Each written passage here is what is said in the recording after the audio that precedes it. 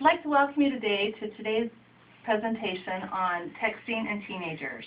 We all know that teenagers enjoy the social part of texting, being able to stay in contact with friends and family, but there are dangers to texting as well.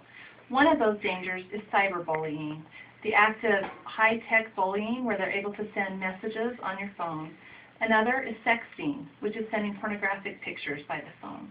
The third we'll talk about today is distracted driving. These are all dangers that teenagers face today. Hopefully with today's seminar you'll be able to get the knowledge that you need to have the power to prevent this from happening to the teenagers in your life. First is cyberbullying. Cyberbullying, like I mentioned, is the high-tech use of phones to send pictures or messages to humiliate, embarrass, or offend others.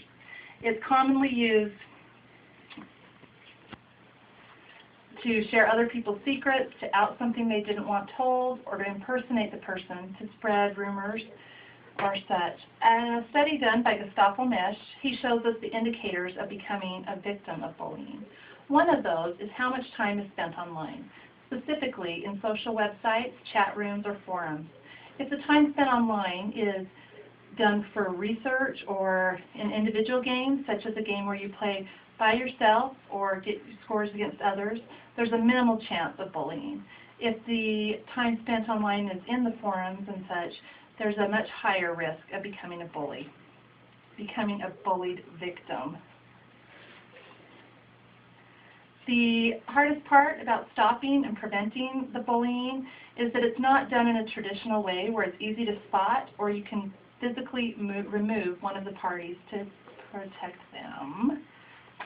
Sexting, on the other hand, is not done by strangers. It's typically done when one person has sent another person a private, sexually based picture, like a girl sending her boyfriend pictures of her nude, and then when they break up, the boyfriend may send it and make it go viral to all of their classmates' phones. This has actually caused suicide with some teenage girls because they feel like the only way to escape this humiliation and embarrassment is to end their own life. Not only is sexting serious because of the humiliation and damage it does to the person, you can also be prosecuted for pornographic images.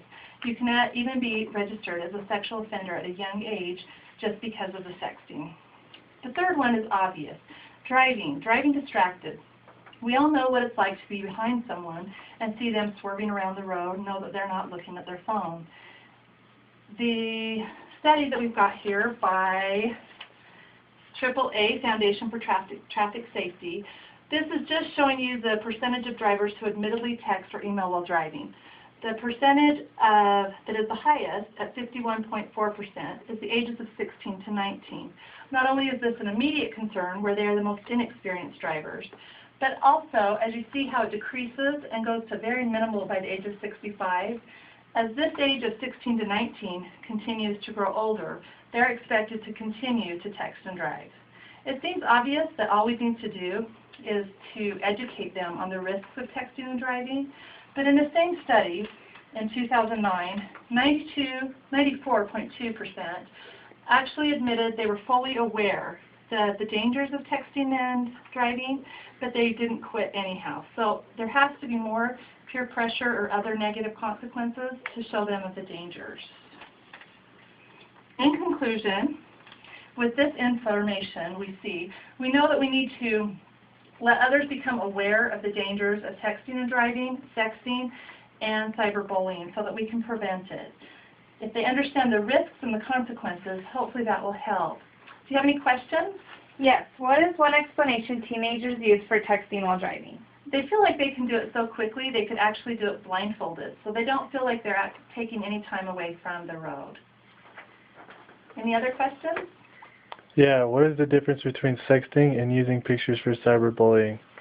Sexting is usually done between two parties who know each other and feel like they've sent the private pictures and they'll remain private and personal.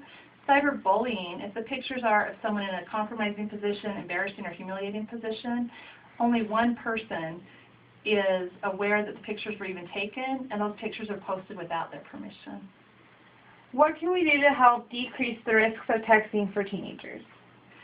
The more we make them aware, and we make parents, educators, and other professionals who work with teenagers aware of the risks and consequences, that should help us decrease it. And hopefully today, in this presentation, you've gained the knowledge of what you can do to help yourself and other teenagers, parents, and educators lower the risk of texting and driving, cyberbullying, and sexting for the teenagers.